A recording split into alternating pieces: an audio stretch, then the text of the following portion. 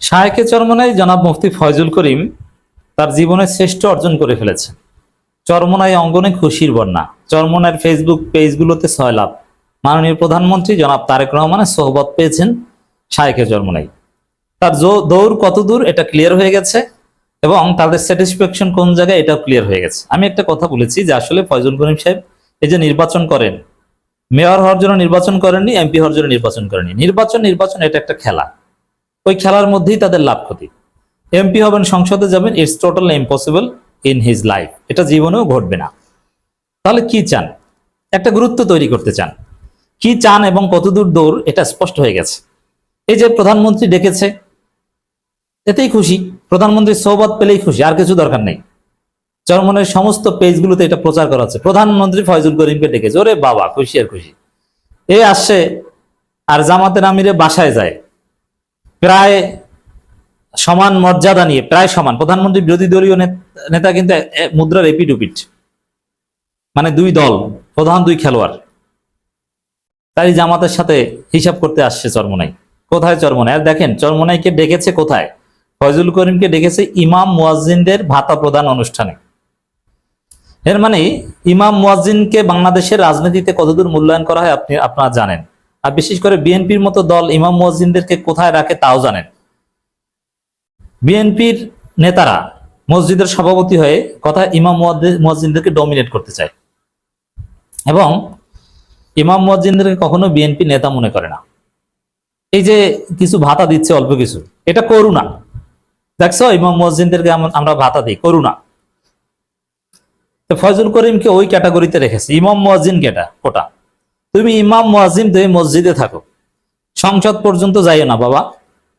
ইমাম মুয়াজ্জিন হিসাবে তুমি একটু শ্রেষ্ঠ ইমাম, বড় ইমাম, তোমাকে নিয়ে উদ্বোধন করছি বা আপনাকে নিয়ে খুশি থাকো। এই ফয়জুল করিমের দৌড় মর্যাদা এই পর্যন্ত।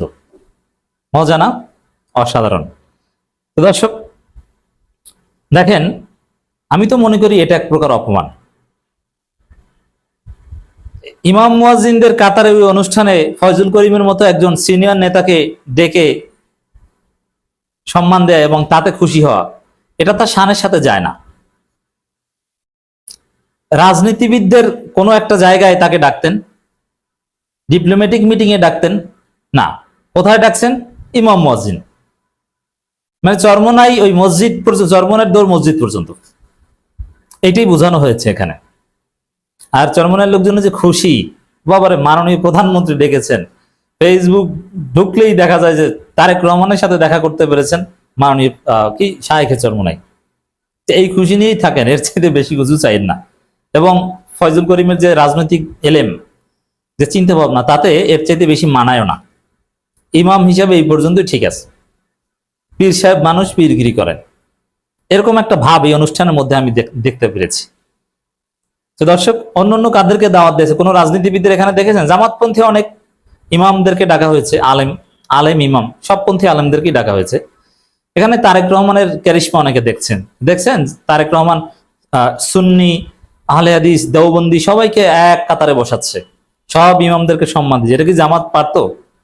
একটা স্টুপিড মার্কা কথা। জামাত না, এখানে যাকে বসানো হতো সেই পারতো।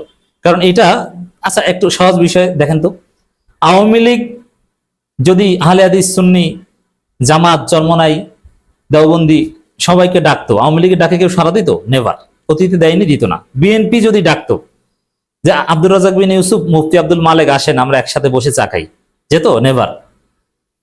তাহলে যেটা দেখেছেন এটা কি? এটা হচ্ছে প্রধানমন্ত্রী ডেকেছে। প্রধানমন্ত্রী যদি সেই খায়রুলকে বানানো হয়, খায়রুল ডাকলো এখানে যাবে, এটা প্রধানমন্ত্রী ক্ষমতা, এটা পারে, কিন্তু দল এটা পারে না। তো জামাত যা পেরেছে, যতটুকু ইনক্লুসিভ হতে পেরেছে, এটা বিএনপি আওয়ামী লীগ কোশ্চিন কালেও পারতো না। জামাতের ডাকে বিভিন্ন কারণে আলেমোলামার এসেছে না, জামাতের নির্বাচনী প্রচারণা হেল্প করেছে, কৌমিদের একটা জোয়ার জামাতের দিকে। কিন্তু জামাতকে রাষ্ট্র ক্ষমতায় বসিয়ে দেন, ভারত, আমেরিকা, আহলে হাদিস, দেওবন্দি, শিয়া, সুন্নি সবাইকে জামাত একসাথে বসাতে পারবে। সেটা জামাত না, সেটা হবে সরকার। তো দর্শক, তো এখানে তারেক রহমান যেটা করছেন, এটা প্রধানমন্ত্রী হিসেবে করছেন, এটা বিএনপি হিসেবে পারতেন না। এটা এখানে যে বসতো সেই পারত। ওই যে বললাম যে খায়রুল, প্রধানমন্ত্রী ক্যান্ডিডেট খায়রুলকে বসালে সেও পারত। ইমাম ও মুয়াজ্জিনদের সম্মানী প্রদান কার্যক্রম উদ্বোধন করেন প্রধানমন্ত্রী। এতে প্রশংসার কিছু দেখি না, এটা তো তাদের অধিকার, এটা তো আগেই হওয়ার কথা ছিল। আর যে পরিমাণ সম্মানে দিয়েছেন এটা তেমন কিছু না। ইমাম মুয়াজ্জিনদের মর্যাদা অনুযায়ী হ্যাঁ something is better then nothing এটা বলতে পারেন, কিন্তু সম্মান মর্যাদা অনুযায়ী এটা আর অনেক বেশি হওয়ার কথা। এবং ইটস টু লেট। 1971 সালে আমরা স্বাধীন হয়েছি একটা মুসলিম দেশ, যখন রাষ্ট্রধর্ম ইসলাম করা হয়েছে, সংবিধানে বিসমিল্লাহ আল্লাহর উপর পূর্ণ আস্থা ও বিশ্বাস, জিয়াউর রহমানের আমলে বাংলাদেশের সমস্ত মসজিদগুলো জাতীয়করণ করে একটা নীতিমালার অধীনে এনে তাদেরকে বেতনভুক্ত করার কথা। সরকারি সব প্রাইমারি স্কুলগুলো বেতনভুক্ত, আর ইমাম মুয়াজ্জিনরা বেতনভুক্ত না। তারা সমাজের সবচেয়ে নিগৃহীত প্রাণী। তো এটা তো আমাদের জন্য লজ্জার যে এতদিনে হলো না কেন। জামাত বা ইসলামী দলগুলো ক্ষমতায় আসলে আরো বেশি হতো। তো এখন ইসলামী দল বিরোধী দলে আছে এবং ইসলামপন্থী আলেম ওলামাদের একটা বড় প্রভাব সংসদে আছে, যার ফলে এটা হচ্ছে এবং আরো বেশি হবে। এটা সামগ্রিকভাবে বাংলাদেশে যে ইসলামপন্থীদের প্রভাব, এই জন্য করতে হবে। ইসলামপন্থীদের এত প্রভাব না থাকলে তারেক রহমান এই কাজ করতে যেতেন না। তাহলে বিএনপি তো আগেও ক্ষমতা এসেছে, আগে করেছে, এটা করে নাই। কেন করে নাই? তখন ইসলামপন্থীরা ছিল বিএনপির সাবমিসিভ, তারা এখন ইসলামপন্থীরা বিরোধী দল, মানে যে কোনো সময় সরকারে যেতে পারে। অতএব ইসলামপন্থীরা যেন বেশি অ্যাক্সেস না পায়, ওই কাজটা যেন বিএনপি করতে পারে, এই জন্য তারা এটা করবে। এটা তারেক রহমানের আহামরি ক্রেডিট আমি দেখছি না। জামাতের কল্যাণে, ইসলামপন্থীদের কল্যাণে, তাদের উপস্থিতির ফলে এটা হচ্ছে। এখানে ইসলামপন্থীদের যে প্রভাব বাংলাদেশের রাজনীতিতে এখন আওয়ামী লীগের অনুপস্থিতিতে, তো এখানে প্রধানমন্ত্রী তারেক রহমান না হয়ে যদি প্রধানমন্ত্রী খায়রুল হতেন, তাহলে আমি মনে করি যে এই কাজ করতেন। এটা এমনকি জাকাত বিষয় যা করছেন এটাও না করার উপায় ছিল না, কারণ ইসলামপন্থীরা বিরোধী দল, তারা তো খুব সহজে ক্ষমতায় আসবে যদি এই ধরনের ইসলামিক কাজ না করে। এই জন্য অনেক ইসলামিক কাজ তারেক রহমানকে করতে হবে। ইমাম মুয়াজ্জিন ও খাদেম পুরোহিত সেবায়েত বিহার অধ্যাদেশের সম্মানী প্রধান কার্যক্রম উদ্বোধন করেছে প্রধানমন্ত্রী তারেক রহমান।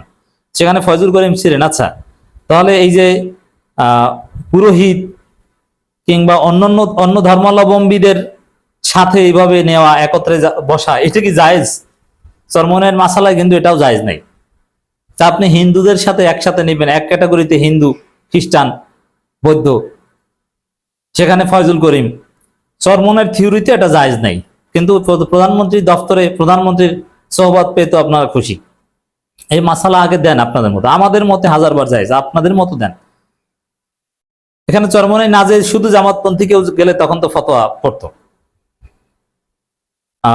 এর আগে তথ্য সম্প্রচার মন্ত্রণালয় এক বার্তায় বলা হয় 4,908টি মসজিদের ইমাম, মুয়াজ্জিন ও খাদেমদের পাশাপাশি একই সঙ্গে 990টি মন্দিরে পুরোহিত, 144টি বৌদ্ধবিহারের অধ্যক্ষ এবং 396টি গির্জার যাজক সহ উপাসনালয়ে সংশ্লিষ্ট দায়িত্বপ্রাপ্ত ব্যক্তিকে সম্মানী প্রদান করা হবে। জনপ্রশাসন মন্ত্রণালয় সূত্রে জানা গেছে, পাইলট প্রকল্পের আওতায় প্রতিটি মসজিদের জন্য 10,000 টাকা করে নির্ধারণ করা হয়েছে, যা থেকে ইমাম 5,000, মসজিদ 3,000 এবং খাদেম 2,000 টাকা পাবেন। এটা মাত্র এই কয়টা মসজিদ, পুরো বাংলাদেশের সমস্ত মসজিদের জন্য এটা করা দরকার এবং মসজিদগুলো জাতীয়করণ করা দরকার। তবে মসজিদের স্বাধীনতা থাকতে হবে। এখানে ফয়জুল করিম সাহেব চমৎকার কিছু কথা বলেছেন যে সম্মানী ভাতা দিয়েছেন, ঠিক আছে, এটা যেন আবার নিয়ন্ত্রণের মাধ্যম না হয়।